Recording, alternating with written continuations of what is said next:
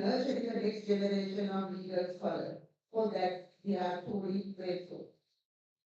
Today, we gather to launch the Colombo Undergraduate Law Review, Volume 1, 2024, and Colombo Law Journal, Volume 4, 2024, two publications that stand as the direct and meaningful outcomes of the historic initiatives undertaken in 2024. That year marked a milestone in the long and distinguished history of the Faculty of Law. For the first time, as I said, we created a dedicated platform for undergraduate legal research through the Undergraduate Legal Research Conference. What began as an ambitious academic initiative has now evolved into lasting scholarly contribution embodied in the publication we proudly launched today. The Colombo Undergraduate Law Review represents the emergence of a new academic tradition, one that recognizes undergraduate students not merely as learners, but as contributors to legal scholarship. Thulawa Law Journal, on the other hand, continues its proud legacy as Sri Lanka's only trilingual undergraduate legal journal. It stands as a unique platform that promotes inclusivity, accessibility, and intellectual engagement across linguistic and social boundaries, while showcasing the diverse perspectives of our students. Ladies and gentlemen, with that short description about today's event, let me warmly welcome to the today's ceremony from Insight to Impact, enhancing collaboration across academia, the executive and the legislature is both timely and profound. This reminds us that legal scholarship must not remain confined within the walls of academia, rather it must engage with institutions of governance, inform public discourses, and contribute meaningfully to the advancement of justice. In this context, the presence of such a distinguished gathering today is of immense significance. You represent the judiciary, the executive, the legal profession, academia, as well as the student population. So with that, let me respectfully and sincerely welcome our Chief Justice, Honorable Justice Dayarathna. Dear respected sir, despite your lordship's demanding responsibilities, you have graciously accepted our invitation and we are deeply honored by your presence and welcome to the event. Also, I want to welcome our guest of honor, scheduled to come soon, Professor Indira Mahesh Karunakilaka, the Vice Chancellor of University of Colombo, whose continued support for academic innovation and excellence to the University of Colombo, including the Faculty of Law, is very much appreciated, and we are waiting to welcome our guest of honor. I extend my respectful welcome to the honorable judges of the Supreme Court and the Court of Appeal, whose presence enrich this occasion and underscores the importance of connecting legal education with judicial practice. I also welcome Professor Nishant Sampath, Dean of the Faculty of Law, whose leadership has been instrumental in supporting initiatives of this stage, and always it's a pleasure to have you here, the Dean Faculty of Law. My warm welcome goes to our distinguished panelists, Honorable Justice Arjuna Obeyesekere, Judge of the Supreme Court, Honorable Viraj, Dayarathna, President Counsel, Solicitor General, Representative Department, Mr. Sabri, Senior President Counsel and former Minister. Also, moderator of the esteemed panel, Mr. Prasantha, Alwis, President Counsel, Principal of Sri Lanka Law College, are always our very dearest teacher who are very much friendly with our students. Then the head of the department, colleagues in academia, and all distinguished guests present here today. I wish to make special mention about Dr. Sakuntala Kadagam and the Royal Society Trust, as well as all resource persons and believers whose intellectual and financial contributions have played a crucial role in making this initiative a success. And of course, I want to welcome our students and the authors of the journal article, and I feel this is your moment. These publications are a reflection of your dedication, creativity, and intellectual talent. Ladies and gentlemen, I strongly believe that a successful lawyer must excel in both written and oral advocacy. This initiative and the publications we launched today represent an essential platform for nurturing those skills. More importantly, they reflect a broader vision to cultivate a generation of lawyers who think critically, write rigorously, and engage meaningfully with the law and society. With these words, it's my great honor and privilege to welcome all of you once again. Thank you.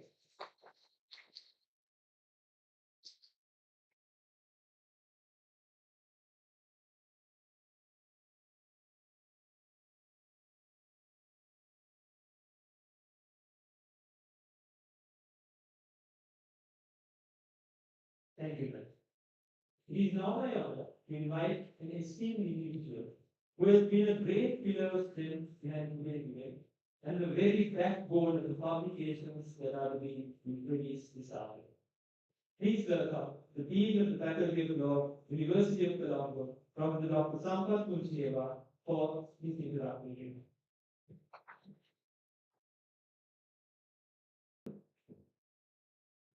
Concluding United Cities surrounded by a galaxy of interconnections someday. Our chief guest today, Honorable Justice Dayarathna, Supreme Court, guest of honor, our own Vice Chancellor, Professor in legal Undergraduate, Vice Chancellor of the University, Honorable Justice Arjuna Obeyesekere, Judge of the Supreme Court, Justice of the Court of Appeal of Sri Lanka, Honorable Viraj Dayarathna, PC, Solicitor General of the Attorney General of the Department of Sri Lanka, Mr. Prasantha Alwis, PC, the Principal of the Sri Lanka Law College, Mr. Sabri, President Counsel, and former Minister of Foreign Affairs, heads of departments, Madam Lanka, former Dean and the Conference Chair of the Undergraduate Research Conference 2026. Past President of Thulawa Association, authors of both journals, my dear students, ladies and gentlemen. It's a proud moment that we celebrate today in this great institution of 78 years of work, which was founded July 1947. So this great institution has grown from strength to strength in recent times. Today, it is a momentous occasion for us to see two valuable publications being launched at this occasion. As I always say, the research is the cornerstone of our legal profession. Without research and publication, the understanding of law will be very challenging. And this time, the law faculty student initiated with the support of my own staff, my own senior professors, the two journals being launched at this occasion. So namely, the Colombo Undergraduate Law Review, Volume 1, 2024, the first ever publication of the Undergraduate Research Conference. As Madam Dayarathna just moment ago mentioned that it is in the history of 70, history of the faculty, in the 75th anniversary, in celebration of the 75th anniversary, the law faculty wanted to have publication.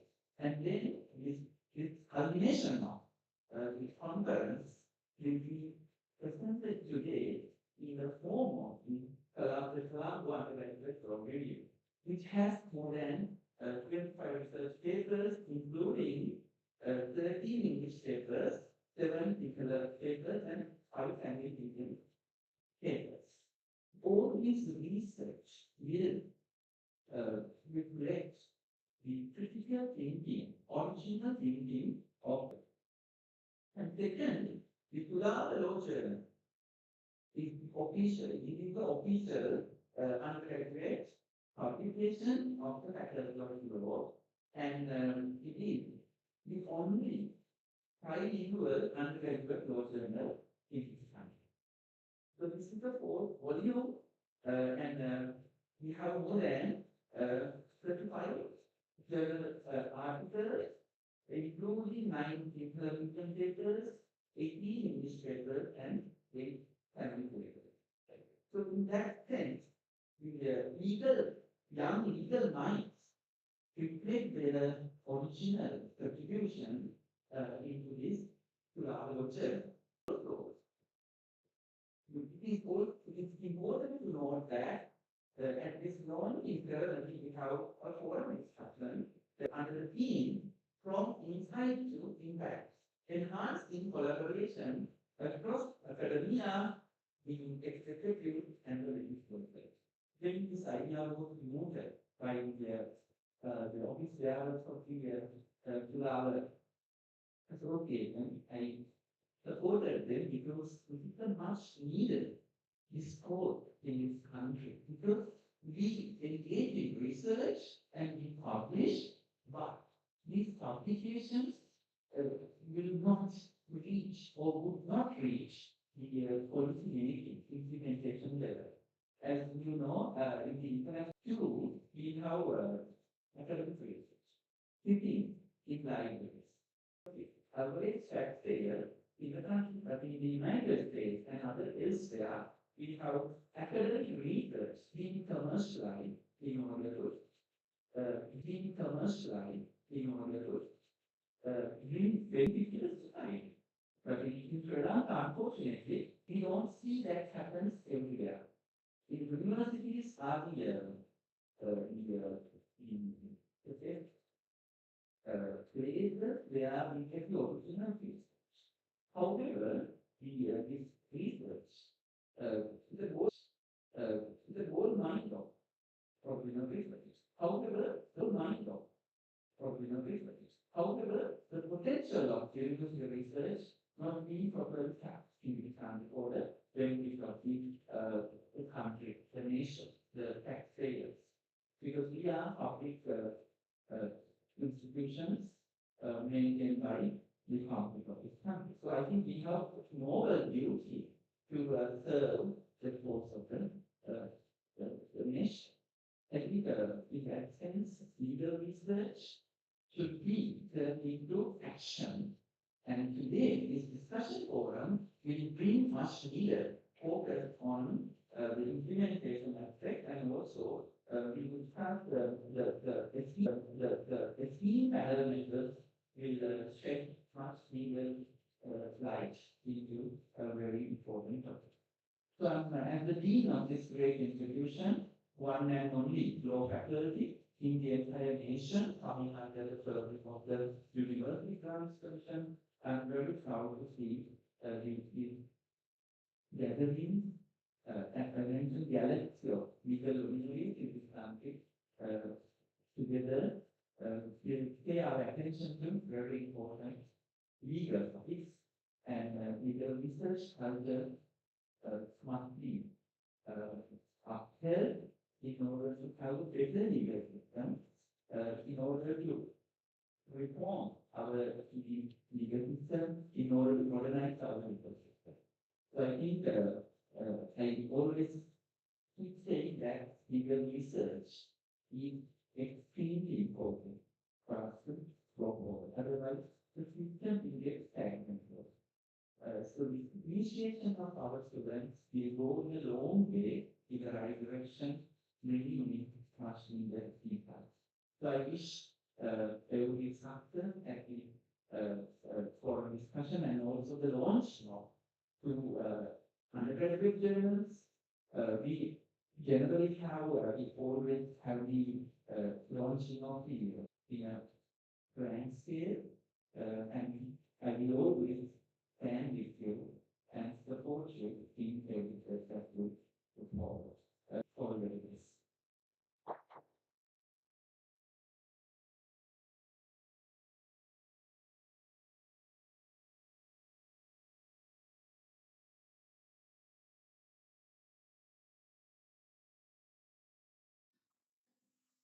Thank you, sir.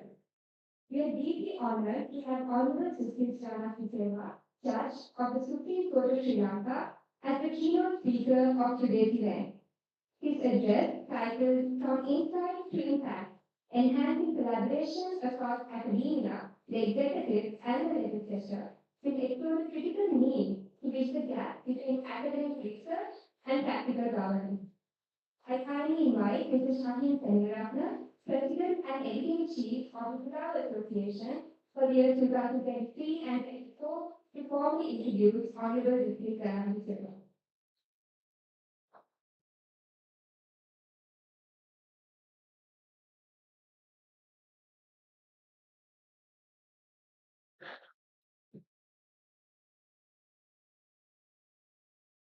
Yeah. Justice Nitika was Bachelor of Civil Law from University of Oxford and Masters of Law, specializing in international business, transactions from University College of London, University of London. Then he was the Shell Consulting Scholar. He was the Viraj Consulting Fellow at Michigan State University, USA, on a North-South Fellowship awarded by the Fulbright Fellowship. From 1993 to 2017, Justice Silva served as a state counsel, senior state counsel, deputy solicitor general, and senior deputy solicitor general at the Attorney General's Office of Sri Lanka, while advised represented the state and statutory authorities on various constitutional, commercial, international trade, and international investment laws. He was a member of the Sri Lankan delegation at several bilateral negotiations on investment treaties and free trade agreements with China, India, Pakistan, and Singapore, and before the UN Human Rights. Justice Silva was visiting lecturer in constitutional law at the Sri Lankan Law College from 2007 to 2017. He also served as visiting lecturer in international trade law at Faculty of Law, University of Colombo, visiting lecturer in economic law and international trade law at the Advanced Legal Studies Unit of Sri Lanka. He has presented many articles at local and foreign conferences, in addition to several publications in local and foreign relations. He was in trade, the WTO and Consumer Protection, WTO, at the annual workshop on global law and criminal policy of the Institute for Global Law and Policy, Harvard Law School, US. Humphrey Fellowship, Fellow at Michigan State University, USA, and he was a member of the Sri Lankan delegation to serve bilateral negotiations as well. Justice Tika was appointed as a non-resident justice of Court of the Appeal of Teachers on 29 November 2022. In February 2025, Justice Tika was appointed as honorary senior fellow within law by the University of Melbourne in Australia. It is my great pleasure and honor I welcome you on stage. Thank you.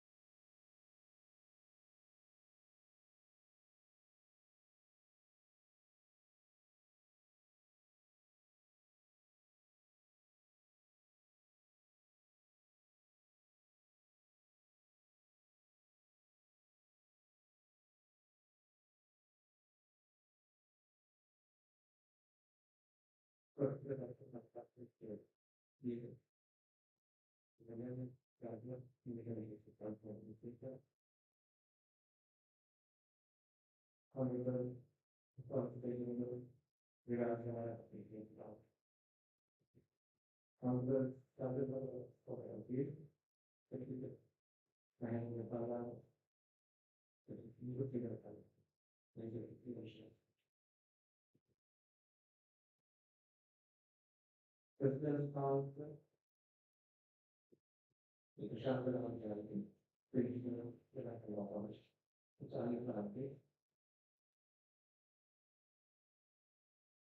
Senior Solicitor, Dr. Prasantha, Chair of the Council,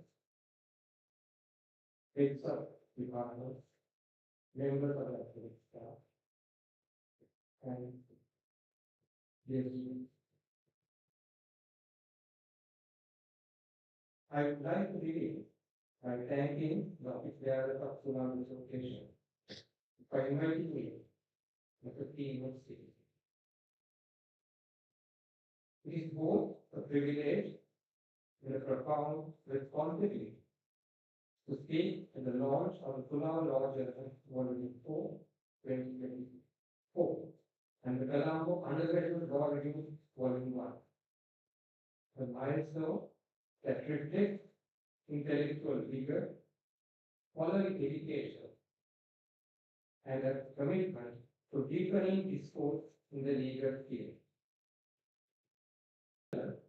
Is more than a repository of ideas. It is a meeting place, a bridge between theory and the realities that shape our justice system, governance, and society. The theme today, from insight to impact, enhancing collaboration across academia, legislature, and the legislature, are a vital question. How can we move from understanding the law to transforming it from analysis to action, from knowledge to justice? Yet for me, it is an incomplete question.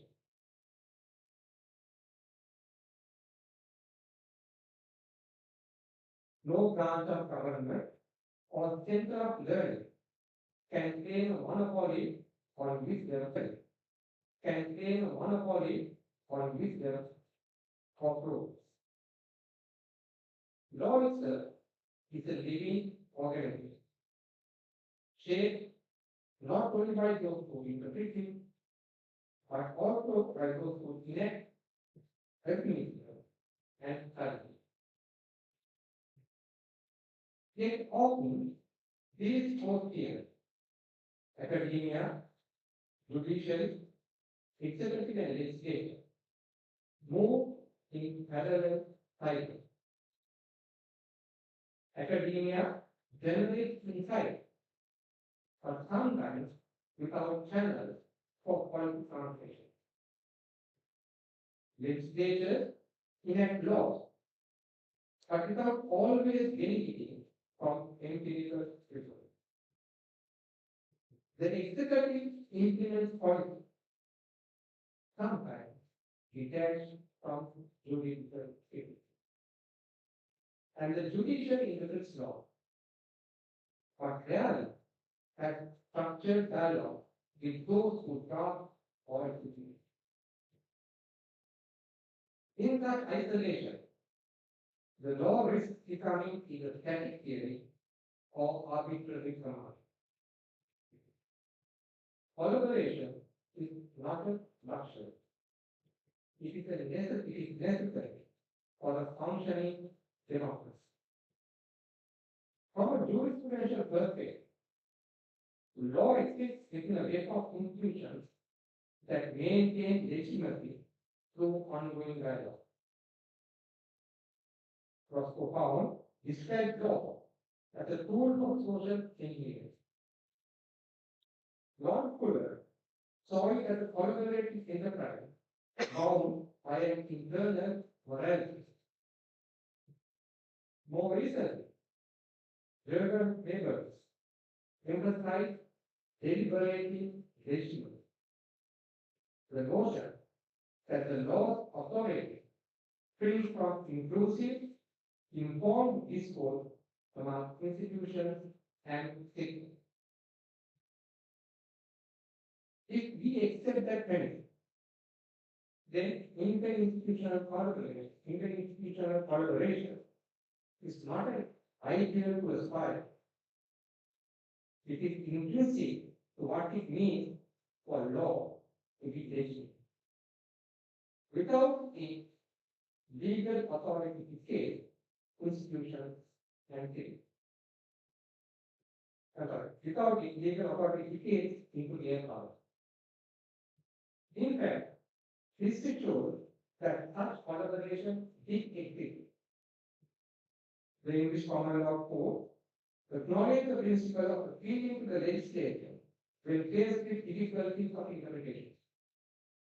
In 1366, Chief Justice Thor recalled that there had been a discussion between him on the interpretation of a statute and Sir Hugh Green, Chief Justice, and he went together and they went together to the council, where there were a group, 2 bishops and earls, and asked those who made the statute what it meant.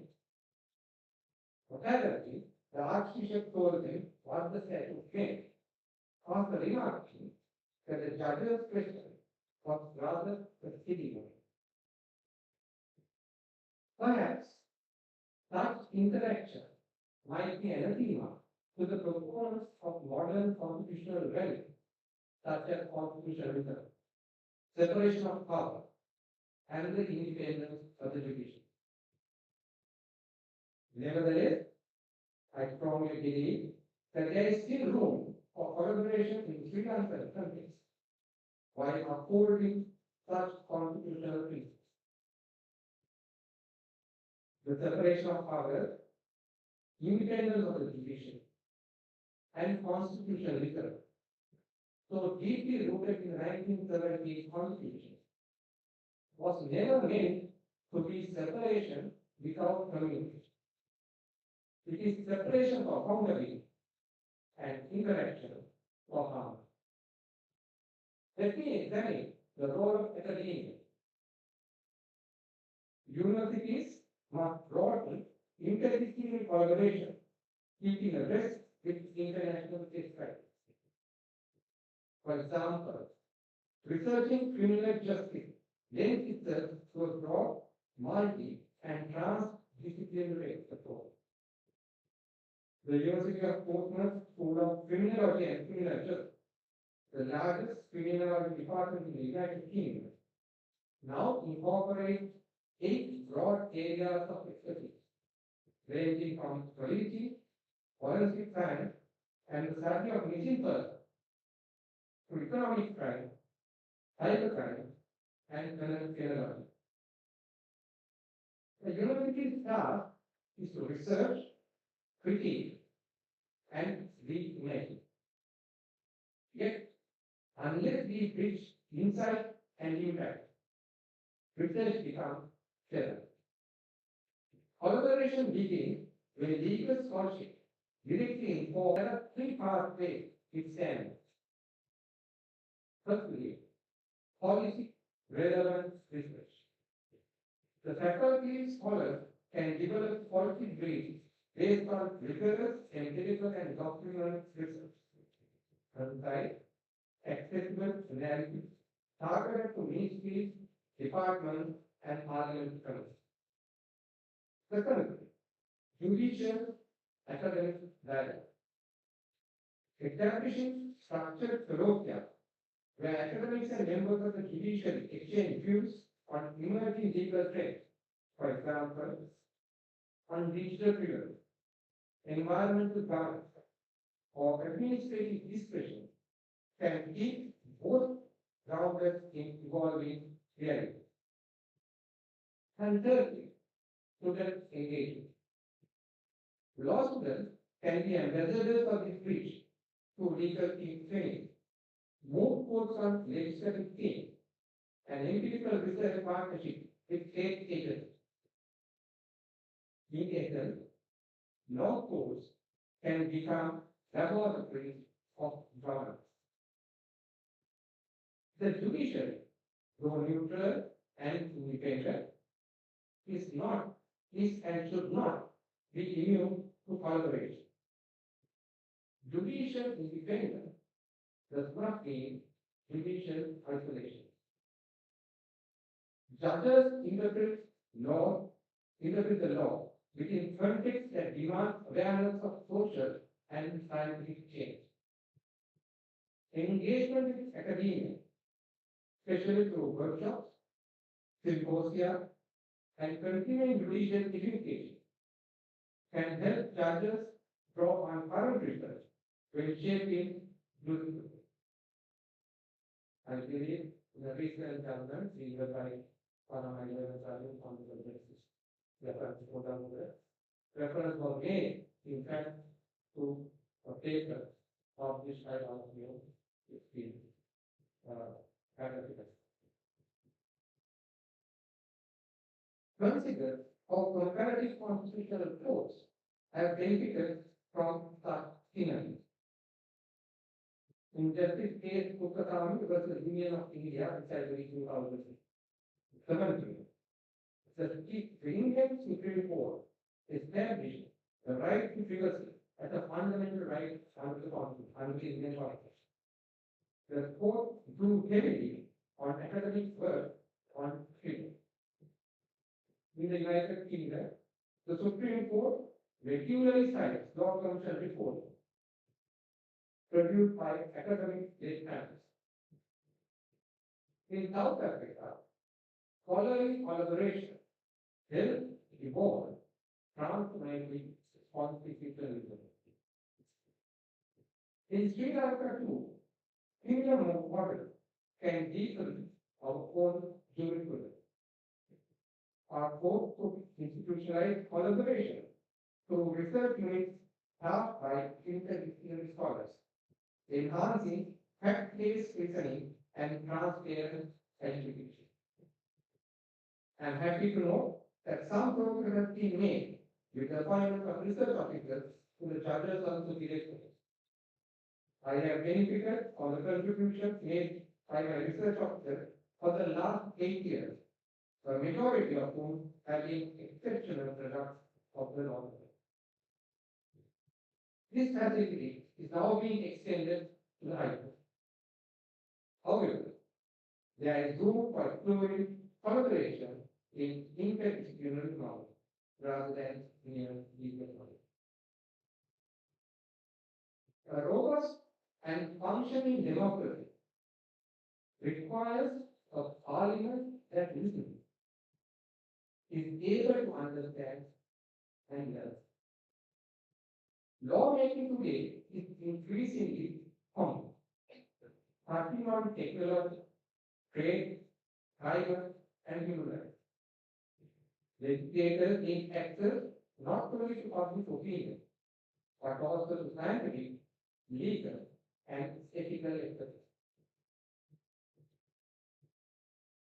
Here, academia can play a pivotal role by offering legislative impact assessment, studies predicting how proposed laws might operate in practice. Faculty experts could be invited to parliamentary committee hearings, similar to practices in virtual democracy, embedding scholarship into deliberation. Additionally, the Law Commission of Sri Lanka, with its advisory role, can serve as a bridge between legislative needs and academic insights, converting conceptual critique into legislative drafting. The executive, for its part, carries the burden of transforming law in fact. However, implementation often falters, not because of poor intent, but because of weak understanding of the legal design and social consequences of regulation. Here again, collaboration matters. Interdisciplinary task forces, drawing from legal academics, practitioners, and officials, can evaluate the feasibility and legality of major policies before implementation. Ministries could maintain academic liaison officers or consultative panels drawn from universities. Public sector training programs in administrative law, ethics, and human rights conducted jointly with faculty could nurture the culture of lawful government. Such collaboration ensures that policy is not only efficient but also making. Of course, collaboration is easier than that. Each institution has different rigors, vocabulary, and incentives. Academia values strict, legislature values recycling, the legislature values preference, the judiciary values restraint. To work together, we must cultivate a shared language of respect and pragmatism. Some practical measures include institutional platform, creating a national forum on law and governance, bringing together representatives from all four branches annually to deliberate on pressing policy legal concerns. Information accessibility by establishing open databases of judicial research, policy draft, and academic research for mutual reference. Joint publications and seminars, such as and law journals, such as the very one we launched today, can feature contributions from journals, legislators, and administrators alongside scholars, ensuring a truly organic legal system. This brings us neatly to why we are gathered here. The launch of the Faculty of Law Journal and Colombo Undergraduate Law Review is and should not be a ceremonial issue. It is and must be a commitment to continuing engagement. A legal journal can act as the intellectual infrastructure for collaboration. It can publish interdisciplinary analysis, synthesizing doctrinal, policy, and empirical results. It can host thematic issues coordinated by authors from different branches of government. It can also serve as a repository for policy critics and judicial review, guiding reform debate. More ambitious, the journal can partner with national institutions to organize symposia based on forthcoming legislative or landmark decisions, thus turning that publication into dynamic dialogue. Let us imagine for a moment what such collaboration could look like in Sri Lanka. Picture a National Legal Research Council, jointly chaired by the Chief Justice, the Speaker, the Attorney General, and the representative from the University of Colombo. It commissions studies on law reform, invites comparative input, and publishes findings in this journal. Parliament refers to these insights when amending text. Courts in turn draw on them for purposive interpretation. The executive adopts policy framework accordingly. I must confess, I am a great fan of the imagined by long living. However, this is not a utopian vision. It is a blueprint for sustainable, evidence-based governance rooted in Sri Lanka intellectual society. So how do we translate these aspirations into reality? Firstly, there must be institutional commitment. Faculties must formalize collaboration through memoranda, judicial, ministries, and parliament. Secondly, capacity building. Encourage law students to specialize in policy analysis, judicial research, and legislative draft. And I believe in that area, you have made some head start. Now, reaching out to the judiciary now in order to try and create vacancies for internship for students in year 3, which is welcome. And thirdly, as we will explain in the positive. Third is the culture or establishing cultural talent. replacing mutual suspicion with curiosity. Recognize that critics, far from threatening authority, strengthens legislature, including the DPP. And fourth, leveraging secular use using digital collaboration, online publication, and open access platforms to democratize knowledge. Ultimately, law matures not through isolation, but through collaboration. In the end, collaboration across these four domains is about trust. Trust that academic insight can enrich governance. Trust that diverse interpretation can respect and inform legislation.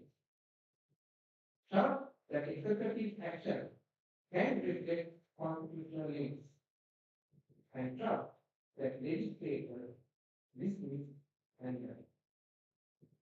When these trusts reinforce one another, insight truly leads to impact. And that impact is not merely efficient work. It is just work. Living, breathing, and responsive to the people itself. The law of law is a promise of fairness. And that promise is only as strong as the dialogue that sustains. So let me journal the new voice of the faculty of law. Become a beacon of such dialogue, a forum where theory and practice meet, where reflection leads to reform, and where insight indeed becomes intelligence. Thank you for taking your time from your decision to lead and extending your patience. Thank you.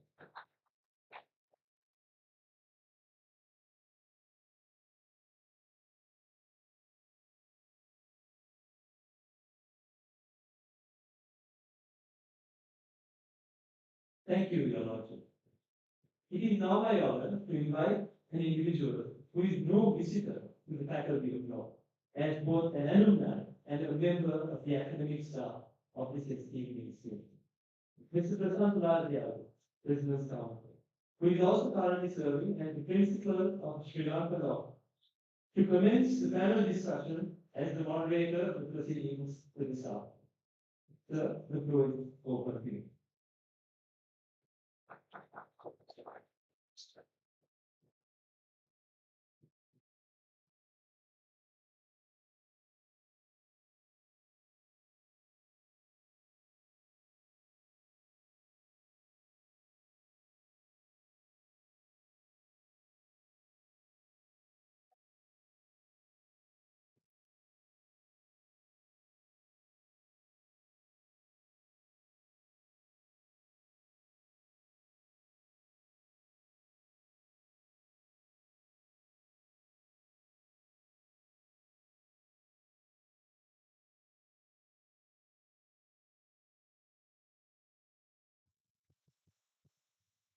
May I respect my panelists to the head table, Honorable Justice Obeyesekere, the Viraj in General Counsel, Sabri, the President of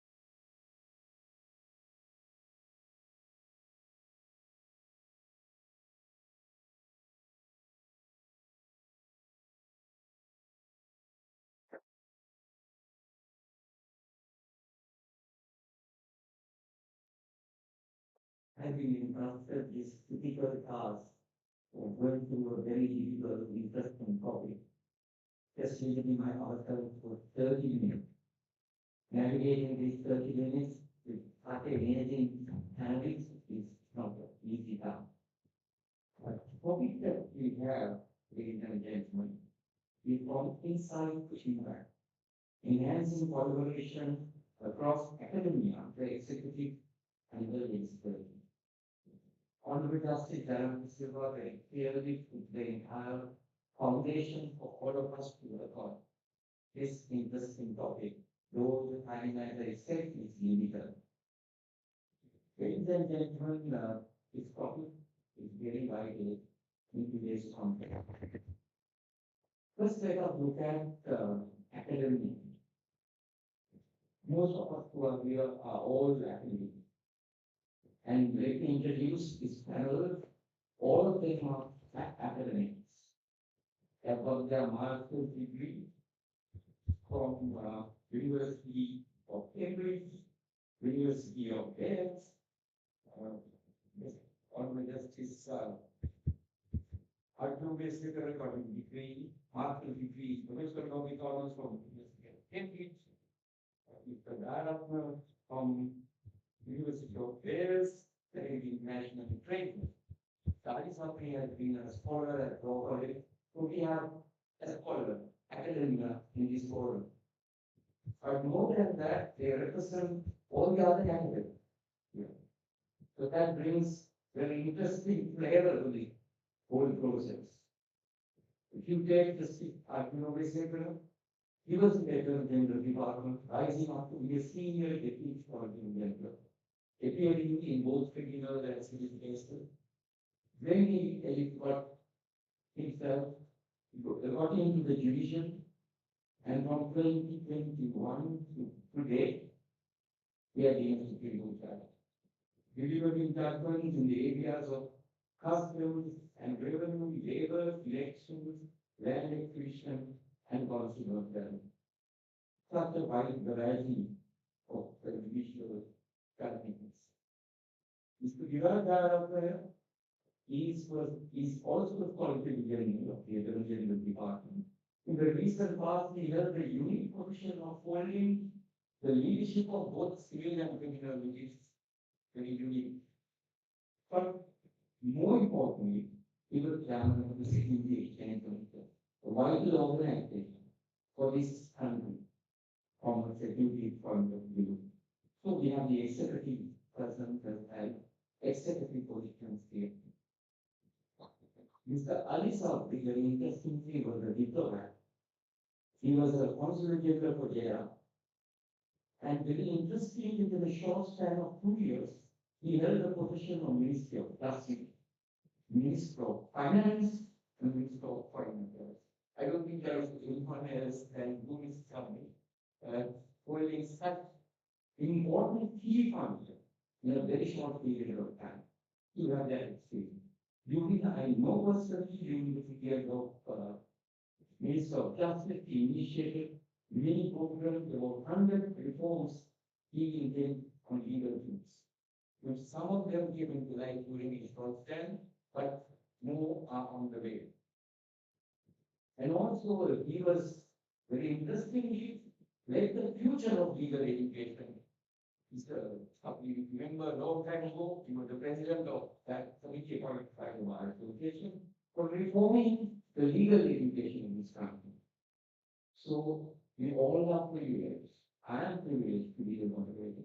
We all are privileged to have such a wide array, such a wide experience to this topic. So let me tease you with some interesting point.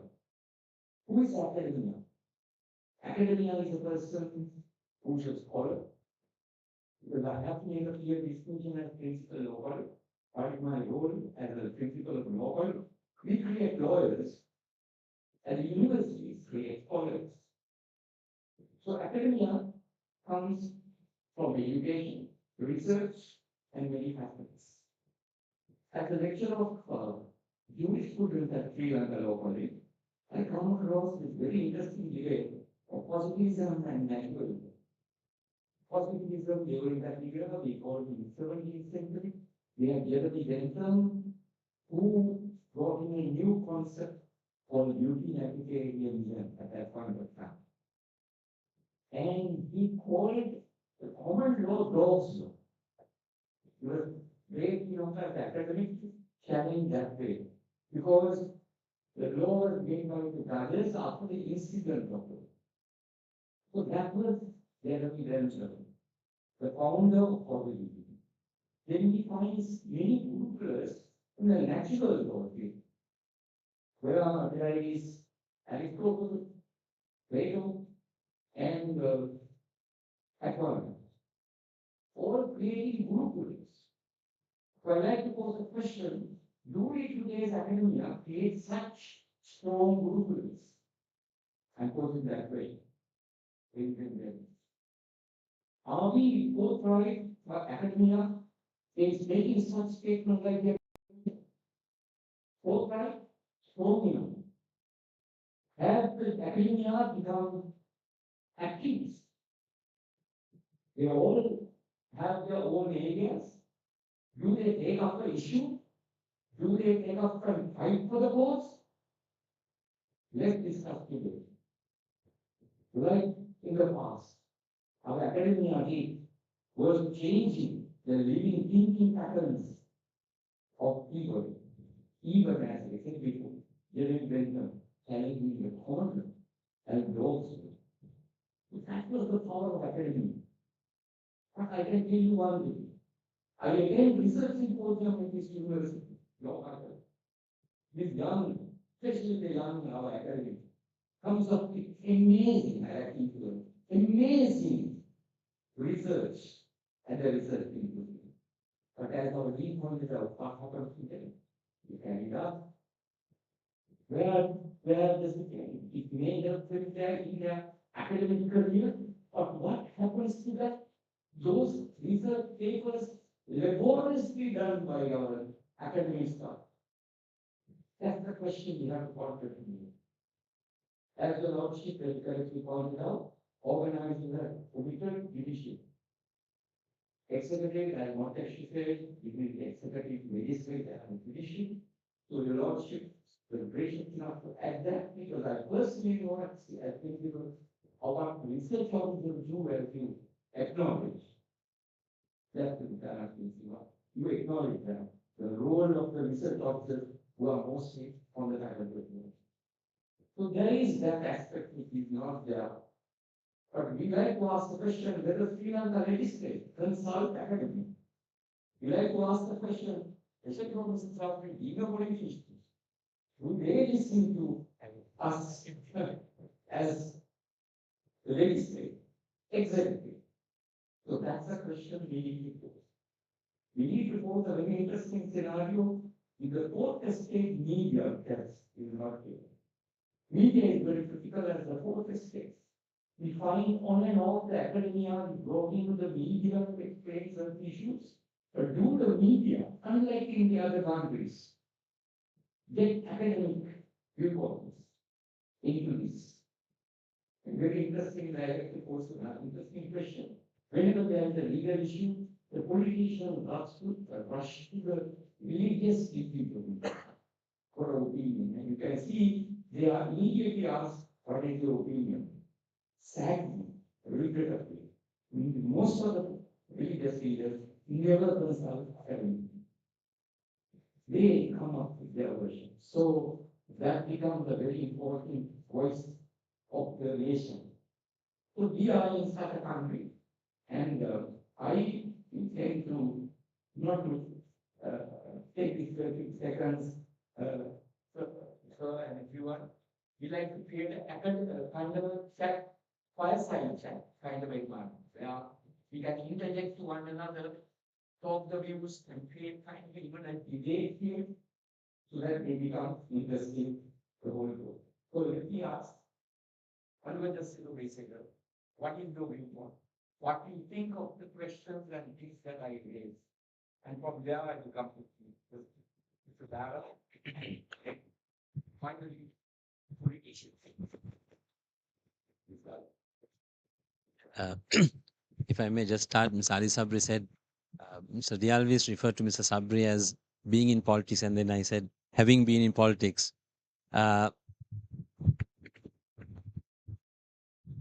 Can you hear me? Okay. Justice De Silva gave a very elaborate discussion of explain in detail the collaboration that can exist between the academia and the different branches of government. In order to give context to what I want to say and the way we see it as to currently the lack of collaboration between the way I see it, the lack of collaboration between the academia on the one side and the executive on the other. Just to put it in context, I remember way back in 1977, when the then government of Mr. Jayarathna came into power, there was established a ministry called Ministry of Policy Planning and Plan Implementation. I'm not sure if there was a ministry prior to that, but that ministry was established in 1977 in order to ensure that all policies of the government is taken at a ministerial level by people who had the capacity. If you look at the the people who were involved in the public service at that time, they were academics and scholars, and they were able to develop the policy so that the government, in introducing or in implementing its programs of action, was very much mindful of the policy decisions. Gradually the decisions came to be taken not based on policy but on political expediency. Election time comes in, and different considerations come into play. So, having said that, I think academia has a very important role to play. The research makers have a very important role to play in developing the policy of the government.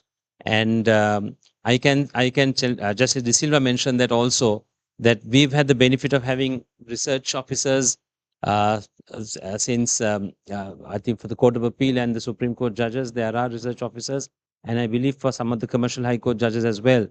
And they have enhanced, speaking for myself, and some of them are from the University of Colombo, the law faculty. They have enhanced the quality of the judgments that we put out. So similarly, I feel that if we, without sitting in separate silos where the executive takes its own decisions, as you said, the academia does its own research, but those stay or those get archived and they get into cupboards never to come out. I think it's time that we got more and more people in from academia involved in policy decisions. Of course, having said that, I must also say that the caution is academia also acts as a watchdog, or is able to critique certain decisions of government. If you do collaborate, sometimes that independence may go out. So it's a very fine balance that must be struck. But I think the topic is very relevant today because given the, I think Mr. Sabri also will agree with me, given the lack of expertise in the public service, where the lack of expertise, especially with regard to formulation of policy, I think the academia has a very important role to play.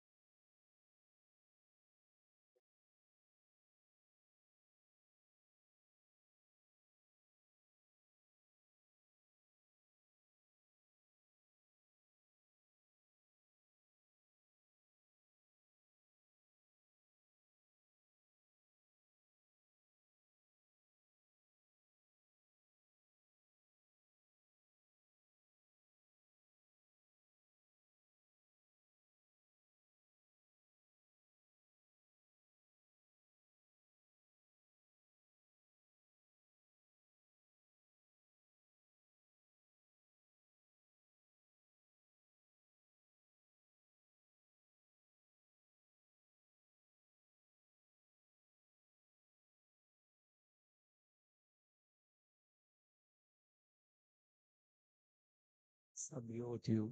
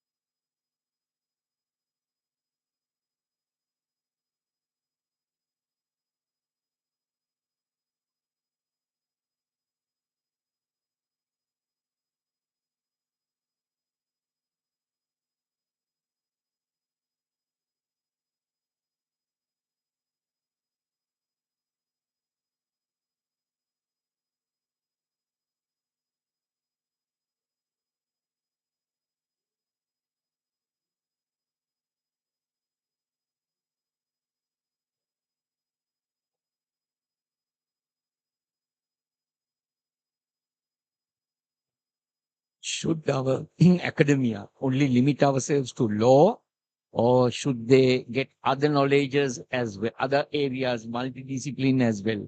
Over to you, sir. The answer, I think, is an overwhelming no. Certainly not law, certainly should not be limited to law. So Dayarathna told you about agriculture, about disaster management. I think in every sphere we need research. And I think if I can just pick up from what Ms. Ali Sabri said, I think increasingly governments must be run like private companies. They must be well managed. We all know how well certain private companies that are doing very well, how professionally managed they are. And those private companies, they invest a lot, as Mr. Sabri said, on R&D, research and development. They look at the expertise that is out there in order to get the ideas and to develop their products.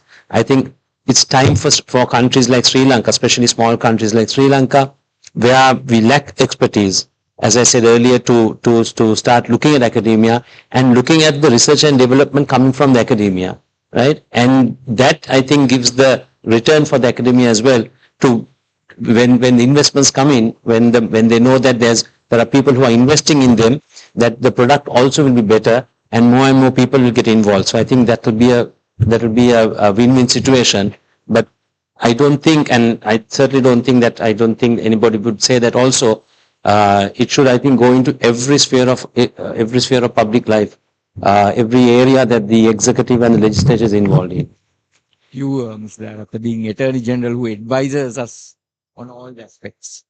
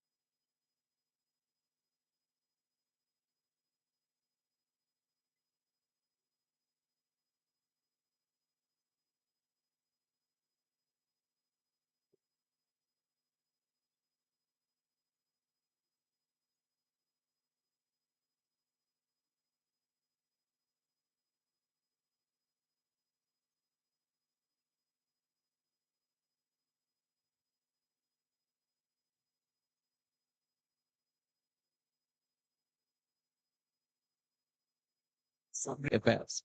Now, how did you fit in? I mean, being a lawyer was useful for that?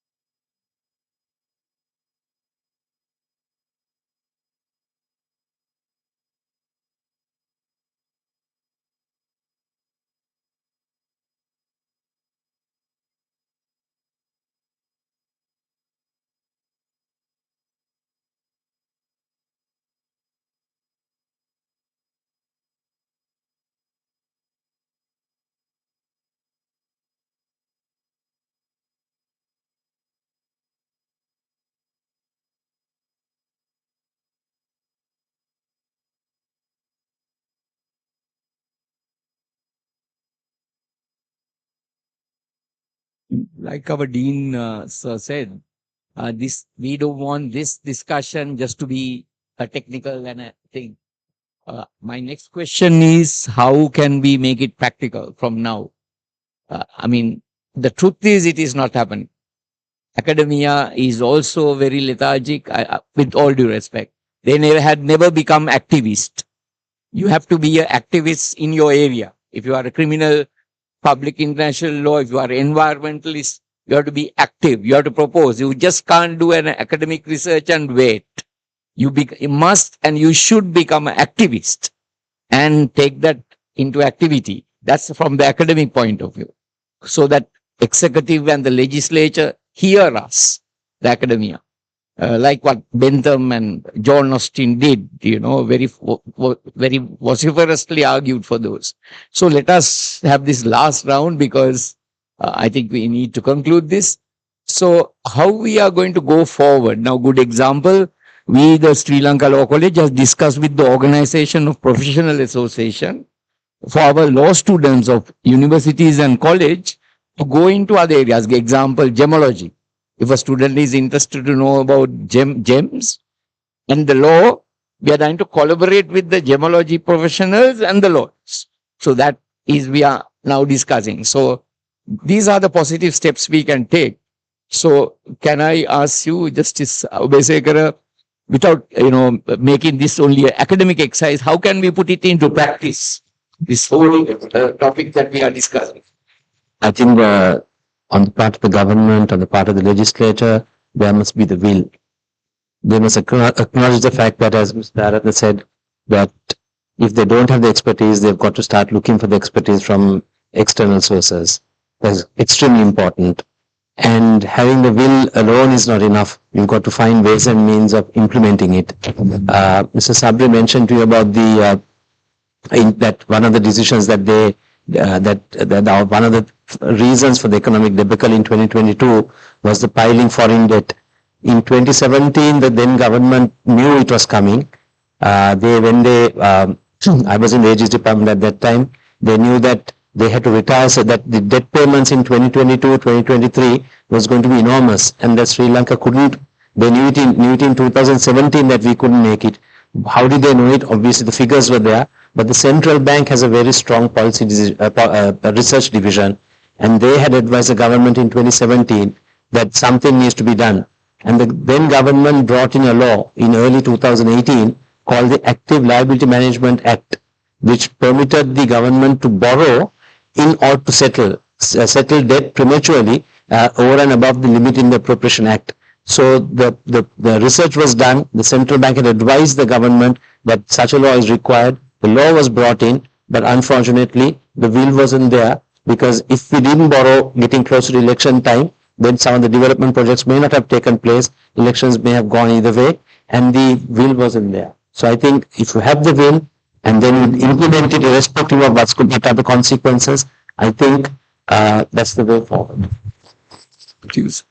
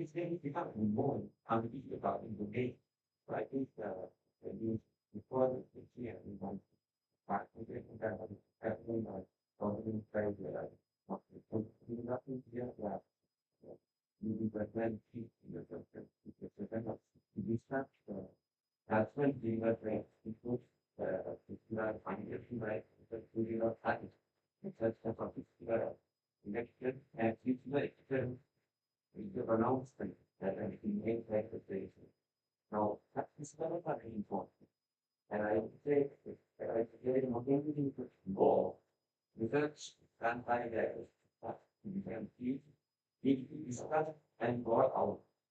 You know, like it's so that that's it. And yeah, and me. Thank you. Finally, to you. So, You're the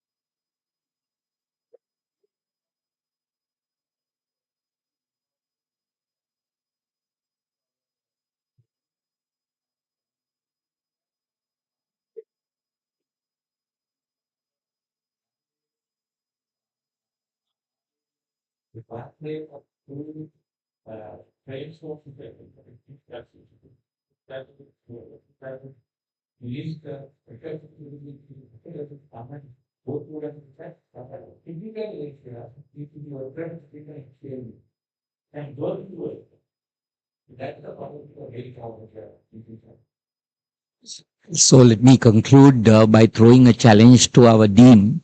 78, you lead the 78-year-old institution, and we have to lead what they said.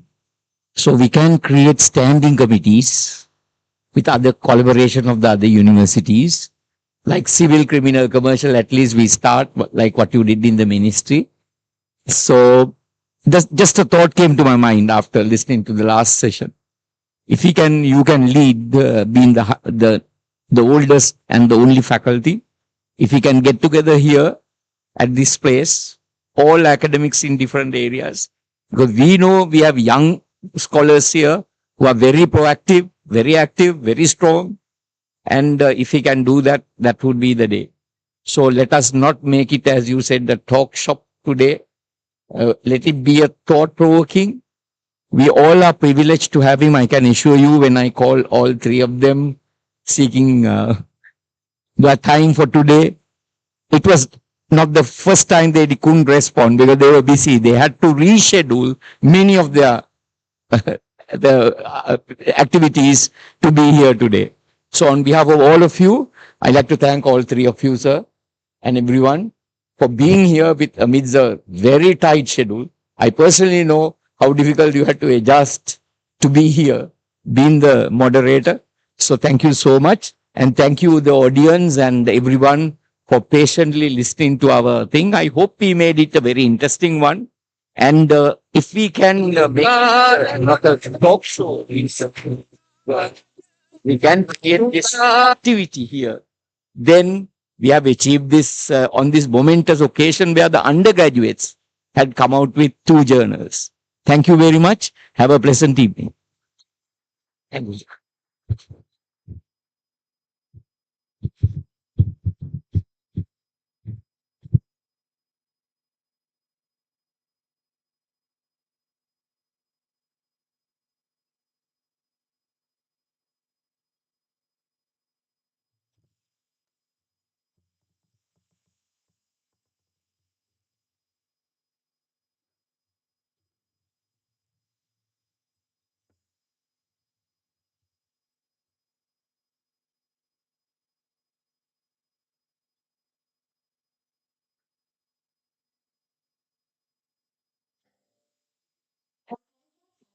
And the moderator that very enlighteningly fine. You can now take a brief interview. Please enjoy adult performance by the students of the system.